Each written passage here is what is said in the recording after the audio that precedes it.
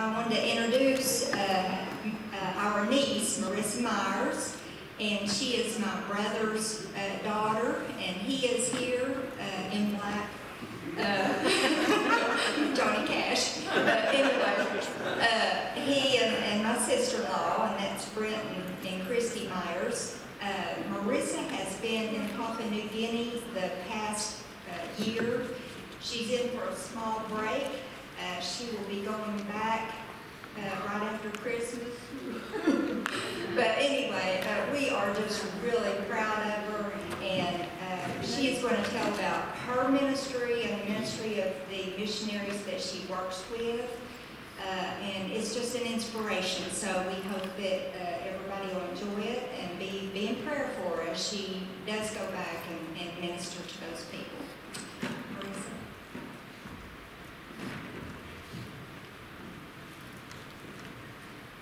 Good morning.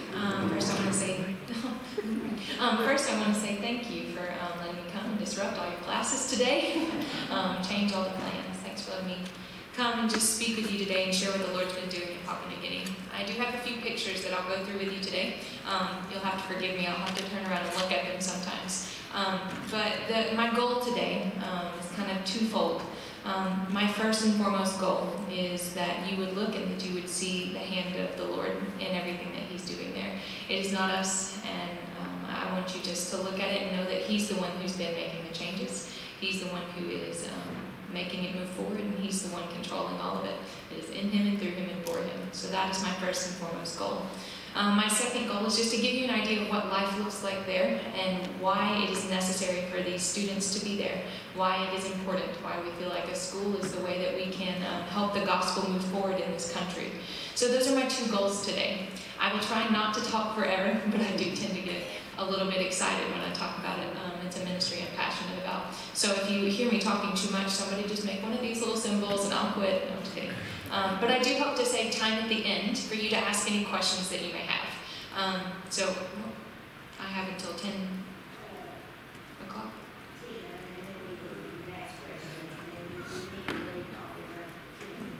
Okay, so I will do my best to save time at the end for questions, so be thinking about them as you're listening and as you hear different things, and I'll answer as many as I can, and then we'll move on from there. So, all right, first slide.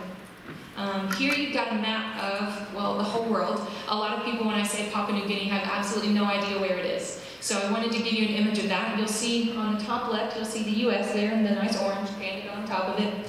That's us, okay? And then if you'll look on the opposite side of the map, you'll see Australia down in the lower right corner, the orange country. And then slightly to the north of that, you'll see a large island that if you can squint just a little bit, you'll see that the left half is green and the right half is yellow.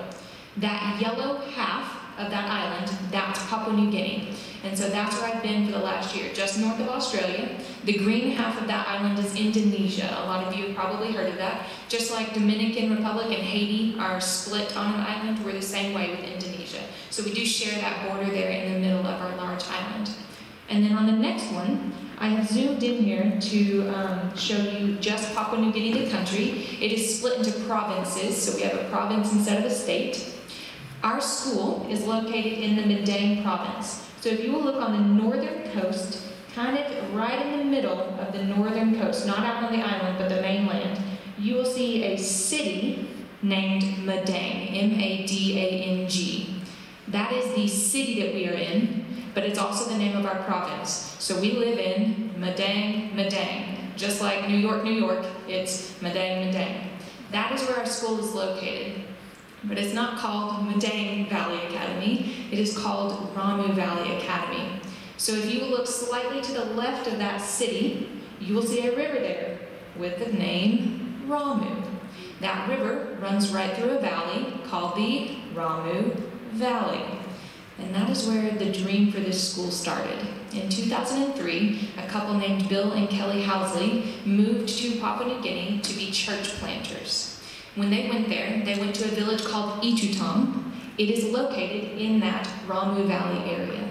And they went in 2003 and they began to learn the language, which was only spoken at the time. It was not written. So they began to learn the language. They began to try to write the language. They began the process of, once they had learned the language, teaching from creation to Christ.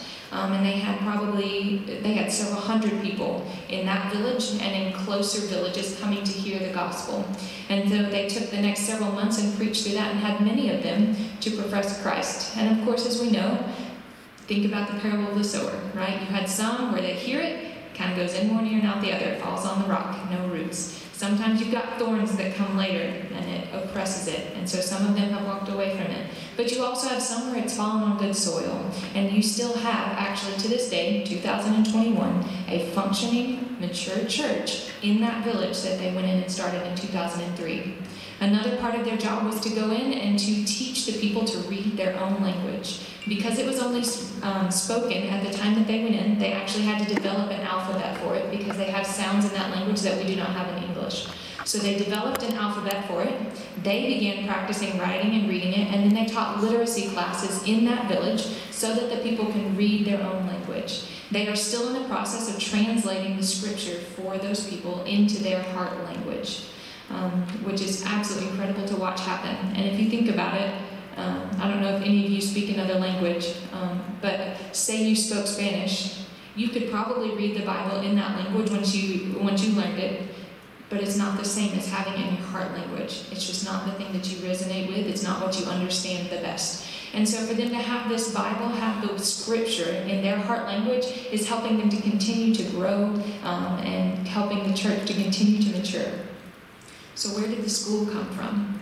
A few years ago, about 6 years ago, some of the elders of this church in Beech came to Bill and Kelly and they said, hey, we're really passionate about this and we want to see the gospel go to other villages. They've already been doing some evangelism, and a lot of the villages right surrounding Beech also have a church functioning in them now because of the evangelism and the passion of the actual native citizens to go and to tell the other people in Papua New Guinea about this gospel and the truth that they're hearing now. But the elders were coming to them and they said, we don't want this to die. We don't want the church to fall away when we die. They recognize the average death age in Papua New Guinea is between 50 and 55. They die really young. It's a hard place to live in. And so because of that, they recognize, hey, we're only going to be here so long. It can't be dependent on just us and our core group to spread the gospel to the rest of our people. We don't want them to live in lies anymore and to live in fear. We want them to hear the truth, but how are we going to get it to them? And they recognize it's going to have to be our kids. It's going to have to be the next generation that upholds the church and that takes the gospel to further. It goes into these unreached places and gets it there. It can't always be people coming in like us, right? We can't get to some of those places. We just can't do it. It's not the same as having your own people come and share the gospel with you. And so they recognize that, but they also recognize that just like we see changes in America, just like we see changes, I came back a year later and I see there's different stores and there's a different road here and that turned, right? Because things are changing. Things are changing all the time. Things are becoming more modernized. And as that is happening, as a lot of people in Papua New Guinea are transitioning from a bush life, there's still a lot of them there. That would be your most remote locations, and I'll tell you a little bit more about that. But you're seeing a little bit of influence in some of those places from town culture. And because this older generation only knows that bush life, their kids have a much better opportunity to live more interdependently and to share with them in a more functional manner the gospel in this changing culture. And so because of that, they came and they said, for the church to stand, we're going to have to educate our kids a lot better than what they have right now. And that's where the dream for RVA started. It was probably 6 years ago as they're sitting around a fire with the hearts of these elders coming to Bill and Kelly, and that is when the Lord started stirring their hearts and said, I want you to start a school. And that's where RVA started, right there in that Ramu Valley. And you can go to the next picture. Ooh, that was a little dark. But from what you can see, that picture is 3 men, and they're dressed in some traditional PNG outfits, I guess we'll call it. They're getting ready to do something called a sing-sing, which is a dance you would do before a ceremony. I show this picture because I want to give an idea of why it's so important for them to be seeing truth. I think oftentimes we take for granted in America that we have the truth right in front of us. We have the truth in our own language and we don't live in fear of it. And I mean truth in the sense of the Bible, I mean truth in the sense of Scripture, but I also mean truth in the sense of the world around us. We have an education that tells us what's going on and we can make sense of what we see, and we don't have to create our own truths from it. Where they're coming from, they don't have either of those things. They have to create their own truths based on the things that they see.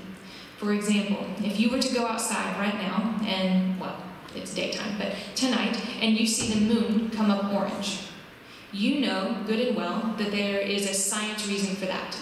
There's no part of you that's going to look at that and absolutely panic. You're going to, now I can't stand here and explain it to you, but I could Google it, I could look it up, I can find out why that orange moon is orange instead of white today. Well, they don't have that. And so they're going to spend the next little bit trying to answer the question, why? They're going to try to have to, I mean, that's who we are as a, oh yeah, that's better, thanks. No, you're fine. They're going to have to answer that question, why? That's how we're created, is to question things and to learn. And so as they question that, they're going to be looking for things to explain it. Well, let's say Jimbo dies tomorrow. It's because of that orange moon. That orange moon. And every time that orange moon comes up, somebody's going to die. That's the truth that they'll create from that. And that's how life works for them. They have to create truth because they don't have anyone else giving it to them. They don't have it where they can read it. They have to create it all the time. And so that's kind of where our students are coming from. That's the village culture. That's their village beliefs in general. They believe in a lot of different spirit type things, like spirits of ancestors. They live in a lot of fear of that. In many of the villages, they still have witch doctors. They believe in the power of these people, and a lot of them spend a lot of their lives searching for more power, or searching for what they call the road to money. I mean, we in America are not blind to the fact that a lot of us seek out money. That's not new or different for us. But when you have none of it at all, it's even harder, I think, for them to avoid that and to not feel like they need it. And so they spend their life searching for that because they don't have something else to search for. They're looking for fulfillment, and they're looking for that one place in us that only Christ fulfills, and they don't have it. And so they're searching for a way to fill that. But they live in a lot of fear because those spirits, if they walk too close to something at the wrong time, well, that spirit may come and get them. They have physical idols that they will lay sacrifices at, and that they feel like if they don't satisfy that idol, well, then that idol is going to harm them. If they don't perform the right rituals, the right initiations, their kids are not going to grow. They will not be able to have children. Their gardens are not going to grow. They live in constant fear. They live in a state of shame. That's where that comes from. We talk about, we have a pidgin phrase, it's "Bruking Bonnie's Blushing," and that means to break the fences of shame. And we talk about that a lot because so many of them are bound by these chains and bound by these fears. We don't have to do that anymore. We read in Romans that we have been set free from that. But that's because of the gospel and because of Christ, and until they have that, they don't have those broken chains. They live in darkness. That's where our students are coming from. That's home for them. That's what these villages live in. That's why this school is so important, because we get to pour into them every day about who Christ is and how they can have him. A lot of our students this year, their parents are the ones that came to us and said, we need this school. So this specific year, a lot of them do have an understanding of the gospel. In the coming years, we will have less and less of them that are coming directly from parents who are elders. And so we will see more of that influence of these different, I'll call it religious beliefs. That's a loose term. We often refer to it as animism. If you hear that term, that's kind of what we're talking about. And while you'll see in P&G some influence of different religions, like Catholicism is prevalent there, we do hear of other Protestant denominations, even Baptist, Pentecostal, Methodist. But the way those look, because they are joined with that animism, they are still far from the truth of the gospel, even in those different churches and things. And so we see these different things all the time.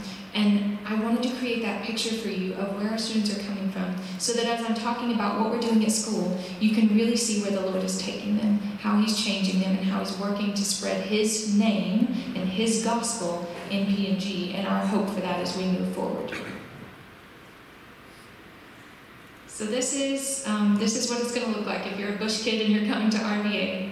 We have two types of students. We have town kids. Those are students who live close enough to our campus in that Madang city that you saw. They live close enough that they can walk back and forth to school every day. So most of them live within a mile. They walk in the mornings, they go home, and they live with their families in the evening. That was 5 of our 17 students this year.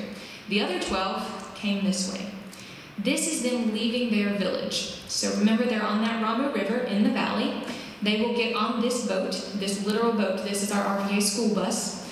And they will be on that boat for the next 8 hours in the sun. They will take bush knives along the way, and they will cut away the greenery as they drive so that they can get through all the places that they need to get through. And then they will get on one of those. This is their next ride. This is called a PMV, People Moving Vehicle. And this is the most popular form of transportation in the cities of PNG. In the bush, you walk or you boat. In the cities, when you become into town more, there are some roads connecting them, and they'll take one of these. It's kind of like a bus system, except it's an open back vehicle, and there's absolutely no limit to how many people you can put on there. The more the merrier, and even if you're standing on the back holding on, well, by golly, there's always room for one more. So they just cram right in there, and they'll spend the next 5 or 6 hours on this. So 8 hours on a boat, 5 to 6 hours on this wonderful, smelly, hot PMV, and then they show up to us. That is their journey to get to the school from home for them.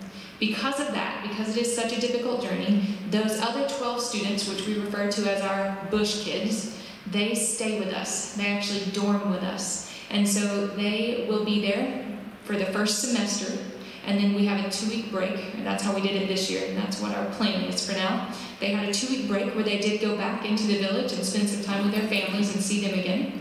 And then they came back for the next semester, and they're in their village again right now. While we're here, they're also in their village taking a break. So that's kind of how that looked. You're probably wondering, how do all of our students are in the 7th grade? And so one question you may be asking yourself right now is, how on earth do these 7th grade students leave their families and take care of themselves for a whole semester without their mom and dad? If you'll go to the next picture. Nope, oh, sorry, back up. Yep, that one. This is arrival day. So after all of that, this was the day in January that they first came. Those are our 7th grade students. They're a little bit older than you may expect. The public education system in PNG is limited, to say the least. Students there will not start school until they are 7, 8, up to 10 years old. It is not uncommon for them to wait that long to start. That puts them behind age-wise. Another large issue is arriving at school. There are some villages that have a school in them, specifically primary schools, but once you get into the upper grades, once you graduate, especially after 6th grade or so, once you start doing that, there are fewer and fewer schools that offer those grade levels. And so they end up needing to walk. It may be that they need to walk 2 or 3 days to school, and sometimes if it's rained a lot, you can't get there. So you're going to miss that week of school because you can't go. Some of them will end up just not being able to get there because they need to stay at home and take care of their families. So there are umpteen reasons that they may not get to go to school, and so they end up missing a lot that week in classes. Another issue is the teachers themselves. In that's a two-way street there too. One way, the teachers, sometimes the government doesn't pay them, so the teachers decide they're just not going to show up until they feel like they're going to go back. And so it may be that the kids miss 1 day of school. It may be that that teacher just doesn't come for the next month. They may be there every day waiting on that teacher, and the teacher doesn't come. The other problem is the teachers have also come through this broken education system. They are teaching in a mix of languages between English, the national trade language there, which is called Pidgin. That's kind of the language that unifies PNG, because all of the other villages, all 850 plus of them, have their own individual language. And so they're learning in not their heart languages, and they're not even learning in full English, which is the government language of PNG. They're learning in a mix of languages. That's what these teachers are giving them. Our students tell us that most of the time in their classrooms, the teachers would stand up, they would write a lot of things on the board, the students would copy them, and that's it. Go back to that shame thing that I talked about. The students are not allowed to ask questions in classes, because if they were to ask a question and the teacher cannot answer it, they have shamed that teacher. And so they cannot ask questions. Because of all of these reasons, it is common for students to have to repeat a grade. Not because they are stupid, not because they are unintelligent, but because they lack the resource, and I mean that in a broad sense, but they lack the resources to do well in school. Their public education system is too broken. An additional problem is that by the time they get to 9th grade, there are only about 20% of them who are going to find a spot when they finish 8th grade. There are just not enough places. There's not enough schools for them to go to. And so a lot of them will never get past the 8th grade. We start in the 7th grade. Our students' ages this year were 15 to 23. And those are our 7th grade students. So the students that you're looking at right there, that's them. That's most of our 7th grade class. That's the day they got to RVA. And I will never forget it. My little self was so excited. I was ready to jump up and down and just hoot and holler that they were there. That's what we've been praying for. This is what I've prayed about for a long time. This is where I feel like the Lord has led me, and I was ready to go. And they got there, and they barely smiled, and they couldn't look you in the eye, and they just kind of were like, "Hey, dude, nice to meet you." And that's about it. That's also that shame culture. That's one of the things that we've prayed for them that we've seen a lot of change in this year. When they arrived, they truly just barely could look you in the eye. I was the one who was asking them questions as they came in. Okay, what's your name? What's your last name? When's your birthday? Are you allergic to any foods? Things like that, just so we got to get the basics of knowing them a little bit and know a little bit about them as they arrived. And it was so difficult for them to answer me that day. Not because they didn't understand what I was saying. I had practiced a little bit in their trade language so that I could, if they didn't know my English, that I could say them that. But because they were just they're too internalized. They have too much of that shame factor to look me in the eye and to speak to me. Part of that is simply a racial thing. I hate that, and that's the way that it is, though. They look at us differently, and I wish that it wasn't that way, but it's true.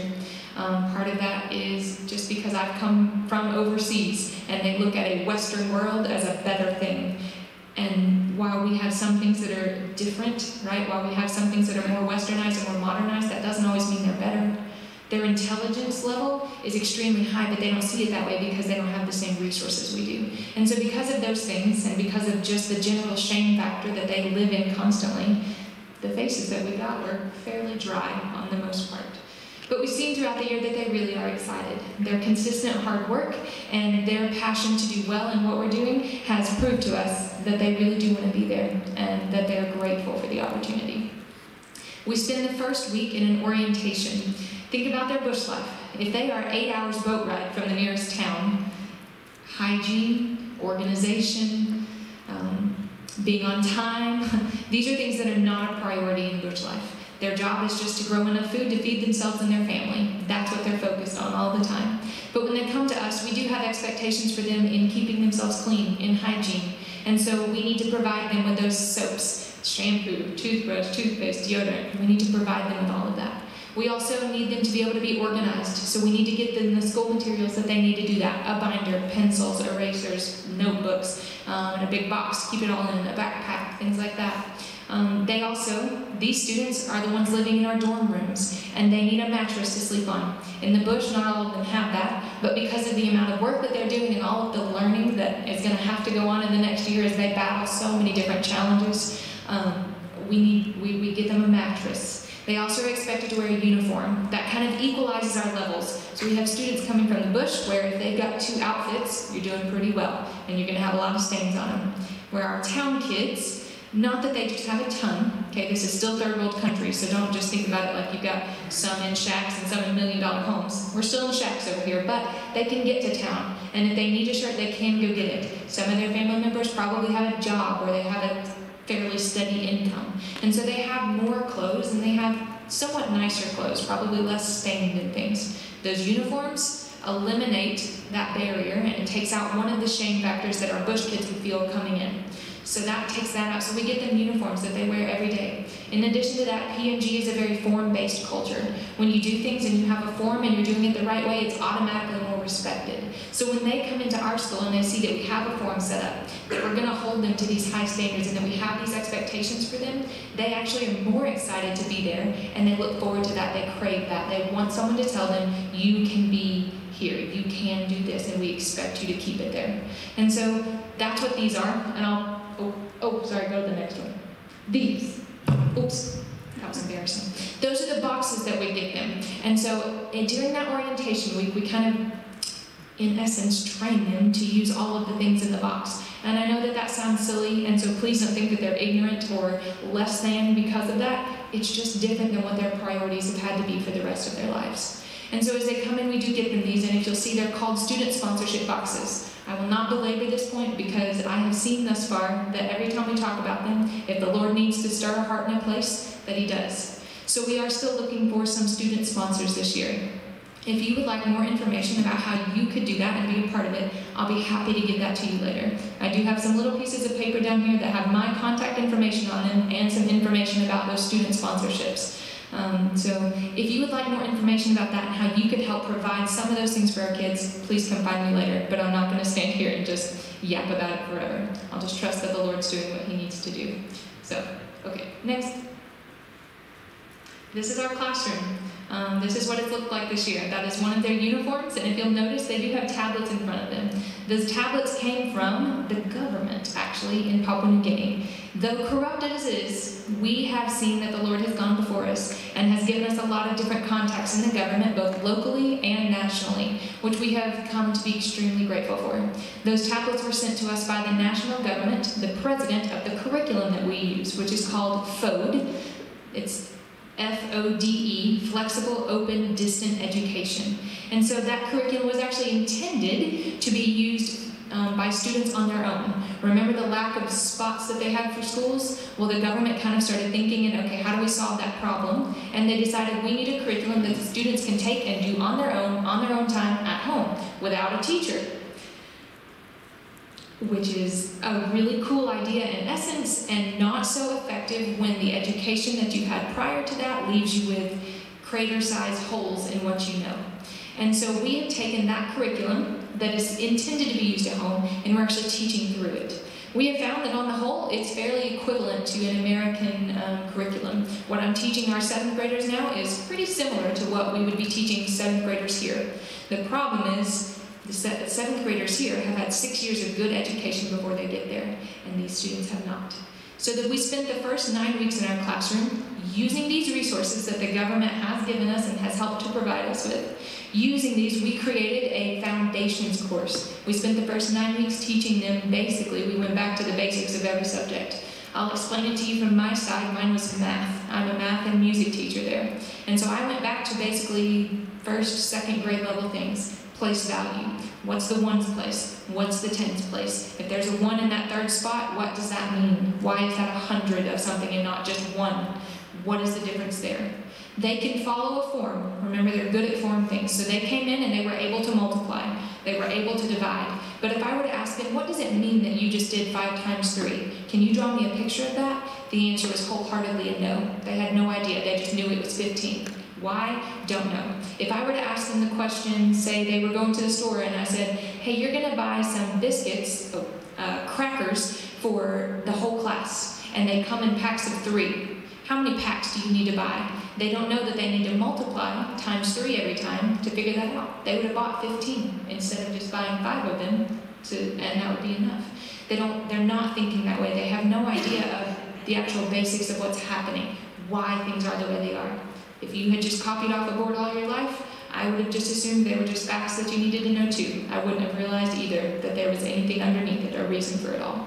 And that's the things that we're seeing in math, in English, in science, in any kind of history understanding. And so we spend the first 9 weeks trying to paint a picture of all of that and what we call filling in the holes.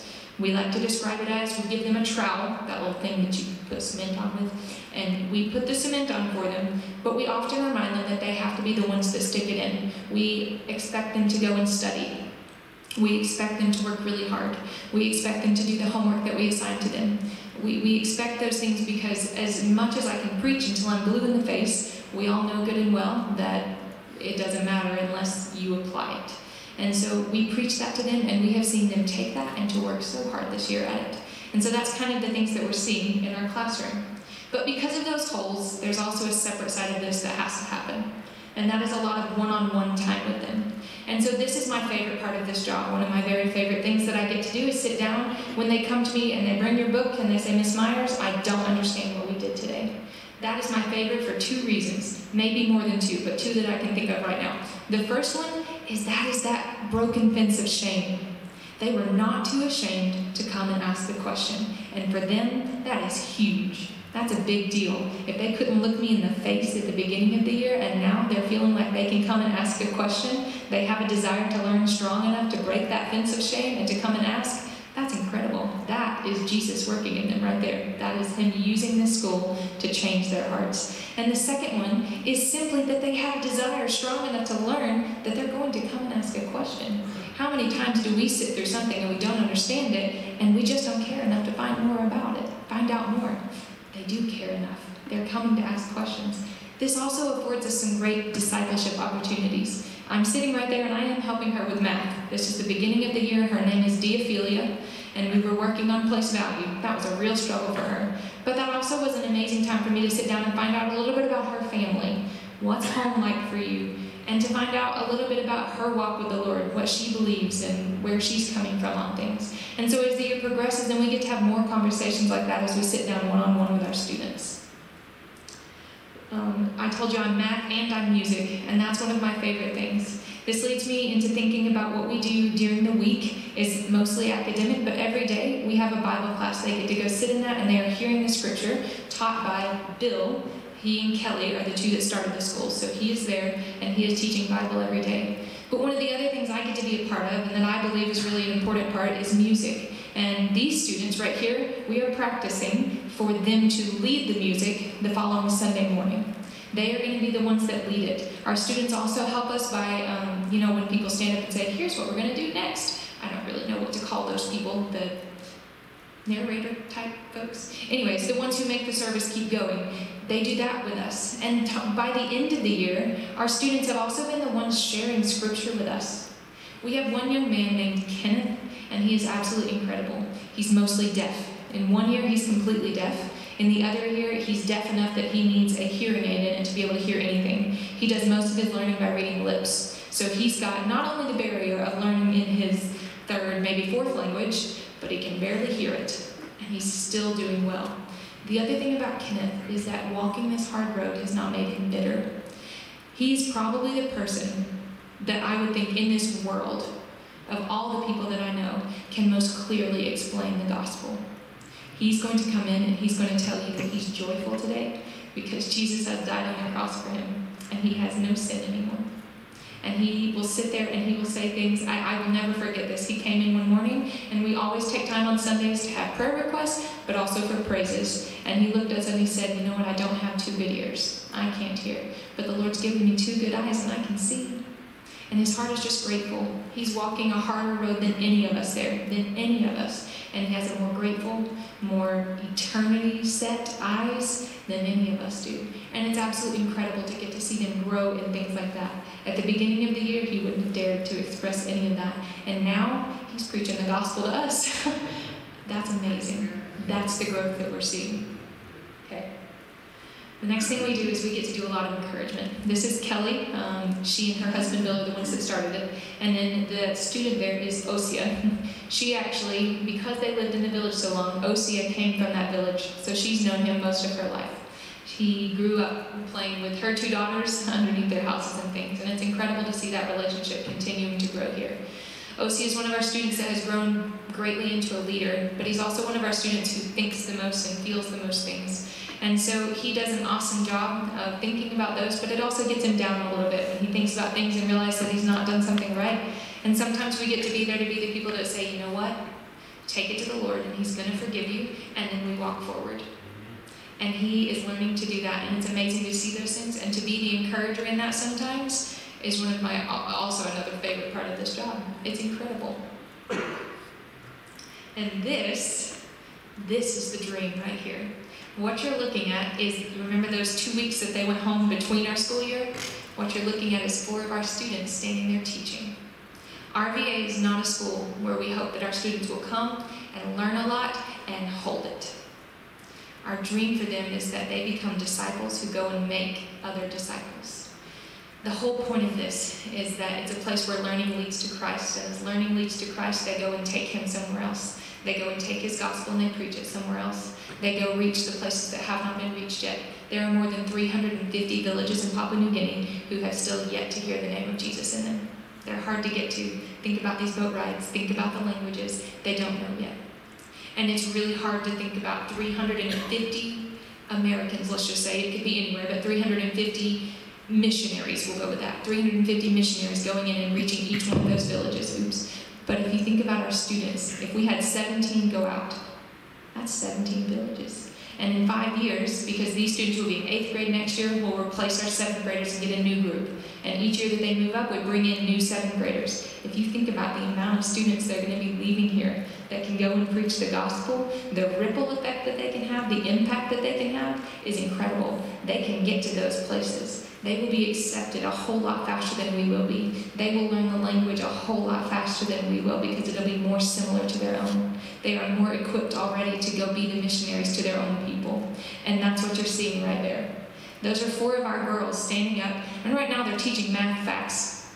But remember what we talked about in the beginning. If they can't make sense of the world around them, they're still trying to create their own truths. And so in essence, this is the start of it. This is an open door to be people who are sharing the gospel, for them to be ministering to the people that are younger than them. And as they go in and we see that heart to go teach, that right there is the RVA dream. That's why we exist, and that's our hope for it. That's where the goal is. That's what we want to see happen. We want to see them go in. And while some of them have dreams of being pilots and being doctors and of being lawyers, and I believe wholeheartedly that some of them will do it and that they will use that as a ministry, I also pray that the Lord gives some of them a heart just to go home and to be in their own village and to help their own people and to better the schools there, to better the life there, and to encourage others to be people who go and take the gospel to other places. I pray that some of them become missionaries and that they go to the villages that they can get to and that they go in there and they take everything that they learn here and they go and share it with somebody else. That's the RVA heart, and that's what we're starting to see right here. You can go to the next one. This is some of our guys now. This is a Sunday morning in Itutong village. Doesn't look exactly like a Sunday morning here. It is a little bit chaotic. It is disorganized and it is kind of awkward. They sit in a lot of silence because nobody planned what's next. But it's also a place where the same Spirit of God that's here is there. He's in both places and he's working in all of our hearts the same way. And the guys that you see in the middle there with guitars, that's our boys. That's our RVA kids right there. So we sit outside the bathrooms at RVA practicing, getting them ready to sing these songs, and they've taken them back into the bush and they're singing it with those people right there. They're singing truth with them. They're teaching them truth. Sometimes in English, which is good, and that's great, and that's an awesome academic thing. But sometimes in their own language too. And they're taking those songs in, and they're being gospel bearers as they do that. All right, this is the last slide. These are things that we say a lot. This is our heart. This is what we hold to as we go through these things. I've painted a wonderful picture of RVA for you this morning, of all the good things. But I don't want to stand here and tell you that there's never been a hard day, because that would be a lie. And I don't want to tell you that our students are perfect. That would be a lie. We have discipline issues that we have to cover too. We do that just like we do anywhere else. They have hard days where they don't want to do it as much, and we have to re-encourage them and reinforce that. I have days where I'm a little weak and I need someone to come and preach the gospel to me again and remind me of why I'm there and what we're doing. And these are the things that we hold to in those times. And so as I say these, this will be my last slide. So I want you to think about those questions if you've got any, and I'll answer those. Be ready to answer any of them after we go through these. But I wanted to share these so that you can kind of think about it and be praying for us. And then at the very end, I'll have a few prayer requests that I'll share with you. So the first one is do what's right, not what's easy. And while that is not a direct biblical quote, a direct scripture that we talk about, it's one that we say a lot. It's pasted on our wall. And if you think about doing the right thing, it is rarely the easy thing. It is almost always hard. Thinking about studying for a test versus going fishing. For them, that is the hard thing is going to be to go study, to discipline yourself to do that. But they need to do what's right, not what's easy. We preach that in a lot of different aspects. Friendships, dorm life, traveling to school, schoolwork, personal, spiritual discipline, all kinds of things. The next one is the RVA way. That's a really nice rhyming way of us to get to say this is the biblical road that we would walk. And for them, it's something that they can adopt and say to one another. It can be an expression that they use with their peers to help encourage them or remind them when they need to be admonished or something. There are times that we've heard both. Someone does something they shouldn't do. Hey, that's not the RVA way. Just a reminder, that's not what you should have done right then. Or someone does something great. Man, that was the RVA way. I'm so proud of you. Love things like that. The next one. This one sounds a little weird. We still have our cake. Cake being salvation. And this is the root of all the rest of them. There is never a day that goes by, and sometimes it is so easy to forget this with all that the world has in it and all that's around us. But there's never a moment when my salvation is threatened. There is absolutely nothing that can take us out of his hand, neither life nor death, nor angels or rulers, nothing. Not one thing can take us out of his hand. That's our cake. And some days, my students nailed their math test, and I get to walk away feeling really good, and I'm excited, and that's some awesome icing. It's really going to taste good that day. And some days, Kelly gets to walk away really excited because they diagrammed a hard sentence without help, and that's some great sprinkles, and that's going to taste really nice that day. But ultimately, I don't have to have icing or sprinkles for that cake to be good. That cake itself is enough. It is sustenance, it is sustaining. That's where our hope and our joy is, and we hold that. And that's what we do on the hard days, is we hold our cake, and we don't let it go, because nothing is going to touch it. Nothing can change that.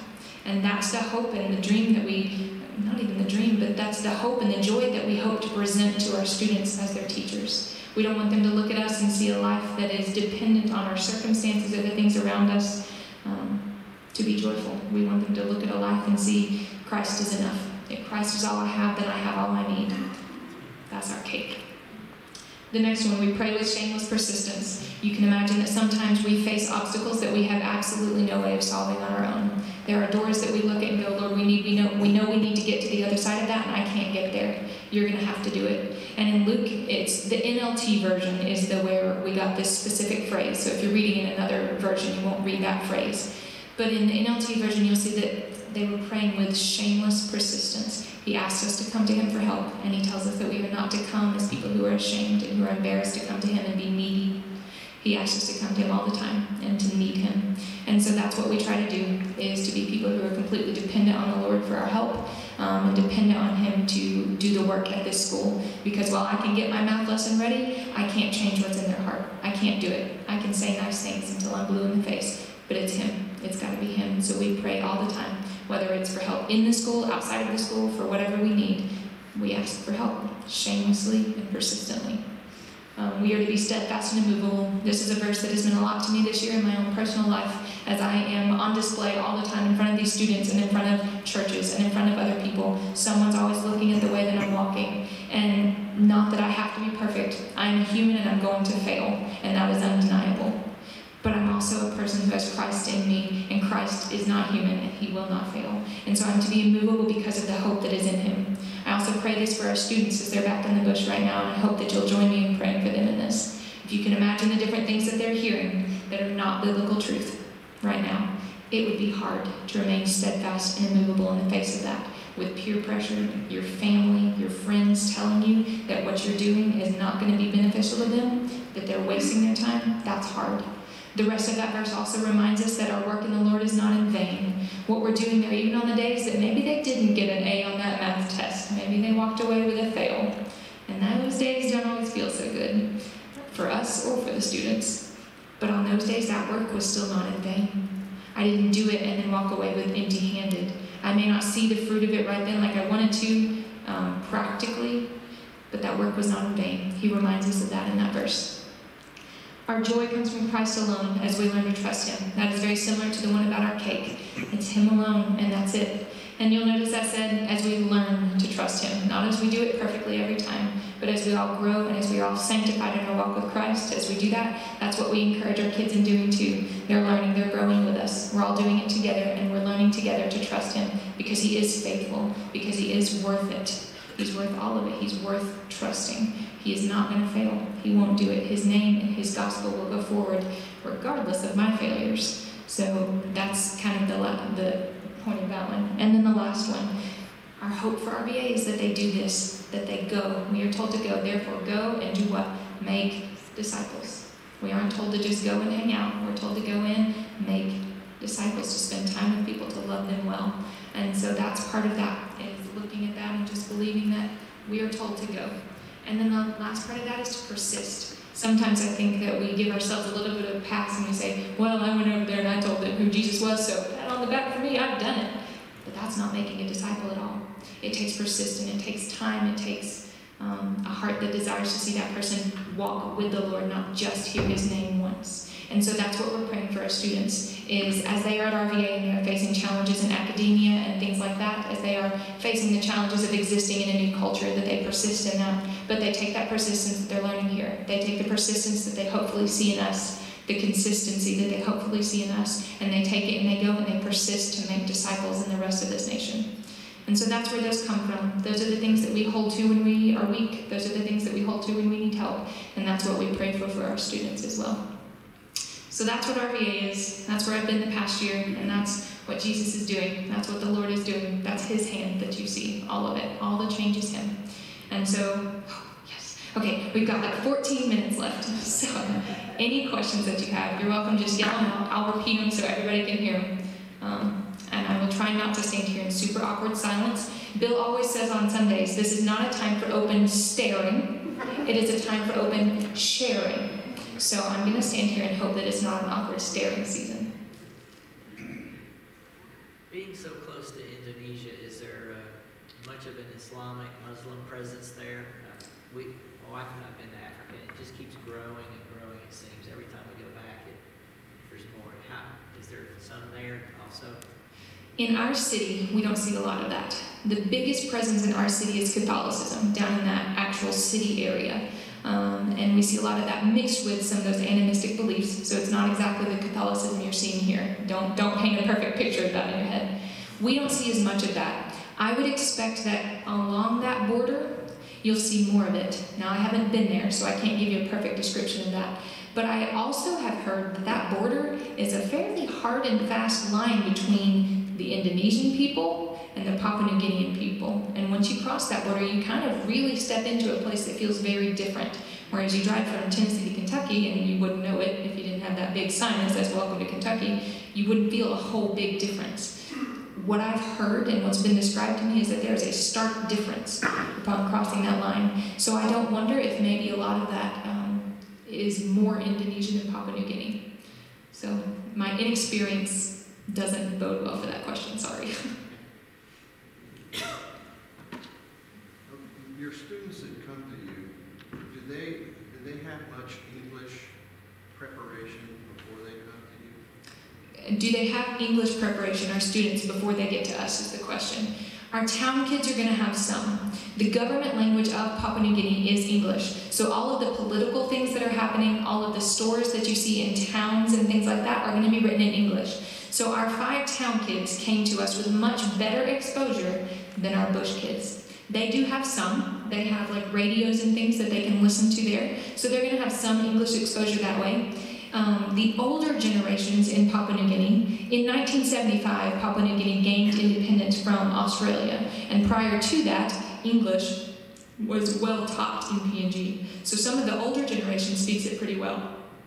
So you still see some of that kind of trickling down into the younger students. And so some of them are exposed to it somewhat, but it is absolutely not what they're comfortable with. It's kind of like if I were to hear, like I took 2 semesters of Spanish in high school, so I have like, oh, I know this word and I know that word and I can kind of put it together based on context clues sometimes, but can I speak it? No.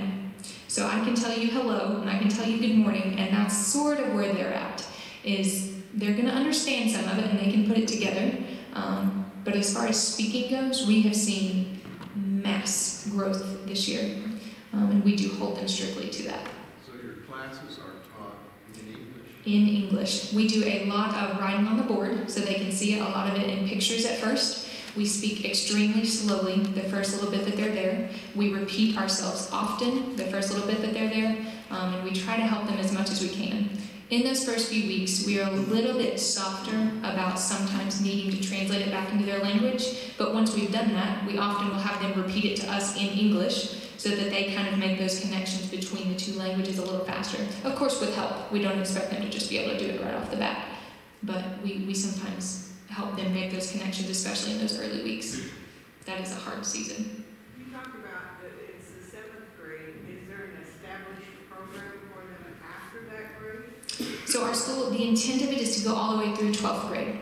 We started because we're so new at this year. None of us have started a school before. So we just took in our 7th graders. Next year they'll be 8th grade. We'll bring in more 7th grade. And each subsequent year until we have 7th through 12th grade. What's the cost for someone who come in and stay? the cost for staying in a dorm. So there is actually no additional cost for our dorm students versus our town kids. We have one flat school fee, which is 600 kina per year. That is around $200. We toyed with the idea of making it free, but that paints the picture for them that this school is a little bit of a babysitting situation, that they can come and just hang out, that we're not serious about it. For this to charge them that, which is an amount that they can earn, that they're able to do by selling the things that they grow and making different things. A lot of them have different like carpentry or trade skills that they can use to earn that money. Bill and Kelly set that after 18 years in the village, so they know kind of what is able to be paid for. But this gives the school validity. It also helps us in the future. We don't want this to be run by expat missionaries. We hope that it is completely P&G run. And so this starts setting up a fund for later to pay those P&G teachers. They will not be volunteers and supported like we are. They will have to be making an income. And so this sets up a fund for that in the future. What's living like for you down there? What's living like for me? Yes, what kind of housing do you have? What kind of food? What kind of clothes do you have to wear? So housing, food, and clothing is what she's asking about. I'll address housing first. We live on a center via New Tribes Mission. In the States here, it's called Ethnos 360. That's the organization that I go through. In Papua New Guinea, it's still called New Tribes Mission. Same thing, two different names. And so I live there on a center. It is gated and fenced, and there are houses there built with the purpose of missionaries living in them. My house, the one that I went into first, I have lived in several different houses because I'm easy to move. But the first house that I went into was one, it had a bedroom, and I did have a little bed with a little mattress on it. It had a shower and a toilet in it. It's got a little stove, and it's got a little fridge in it. It's got a little sitting area. I can eat at a table. If you think very basic house, that's kind of my living situation.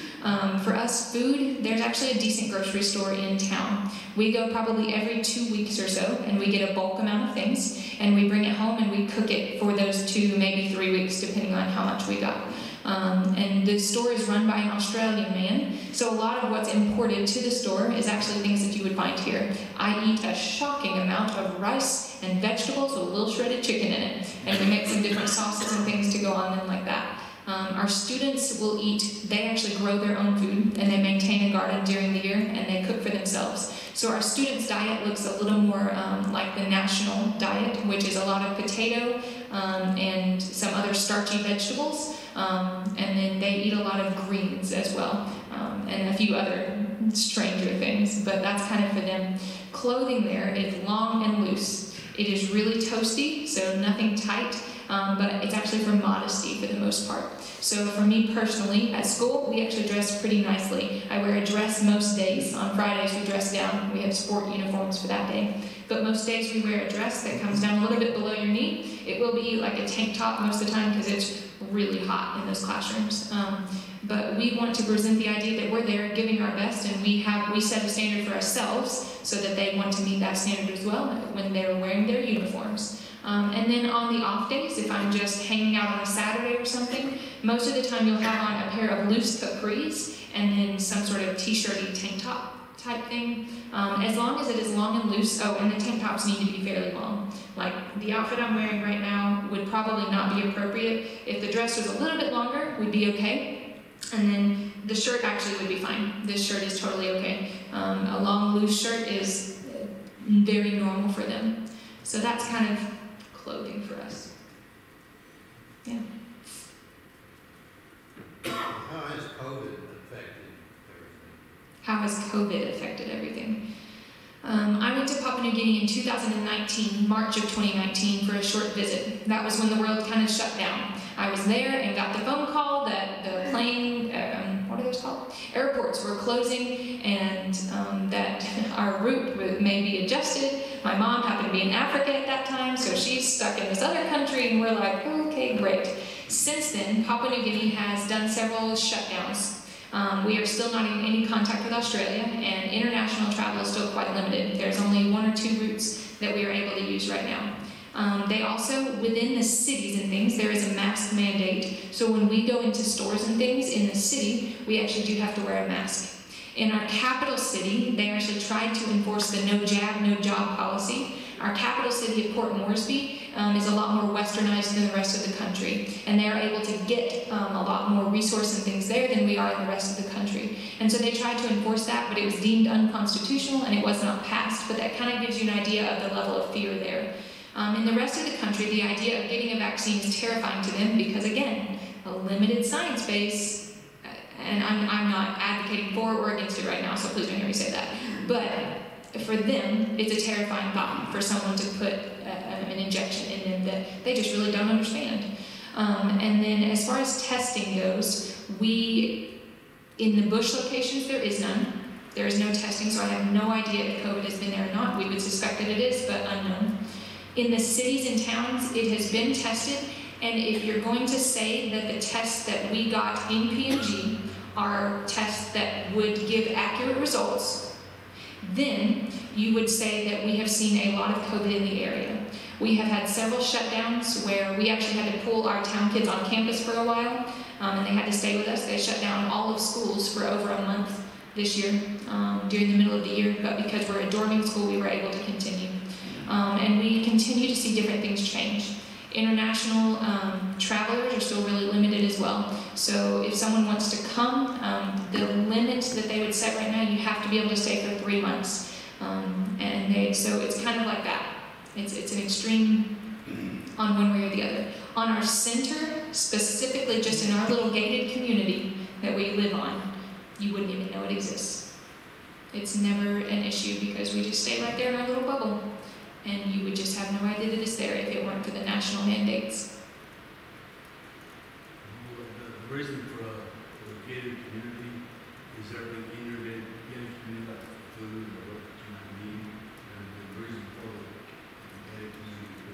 Why are we fenced, basically? So when you're thinking gated community, think carefully. That is basically a bunch of acres with our new tribes houses, and it's just got a big fence around it. So it's like a base, and that is for security. As in, people see our houses and things and they know that there's more stuff in them than they have, and so they would be very tempted to come and steal it. Because we live on a road, and it is very common in PNG for people to be super high on what's called betel nut or drunk. You don't just have a beer, you go drink as many as you possibly can and see who can drink the most. And so we see a lot of high and drunk people come down that road, and you can't predict what they're going to do. And then the reality is, with them being a third world country, sometimes you just get desperate. Desperate people do desperate things, and so you never really know. And I have never really felt unsafe. I am careful, and I do not put myself in vulnerable situations. I've never felt unsafe, but that is there for security. I spend most of my time there. Every couple of weeks, I will go with Bill and Kelly to town. Women cannot go by themselves, so I cannot go on my own. So I'll go with them into town every couple of weeks, and as long as I'm with them, then I've never had a problem. I've never had an issue. Okay, I know that's most of our time, so we'll do that. So those papers over there, if you want more information about the sponsorship things, or if you just want my contact info, my email and my phone number are written on there, and you're welcome to come get that anytime. You're welcome to contact me about anything. I love answering questions. I could talk about it all day. So thanks for letting me be here today, for letting me share a little bit about what the Lord's doing at RBA. I appreciate it.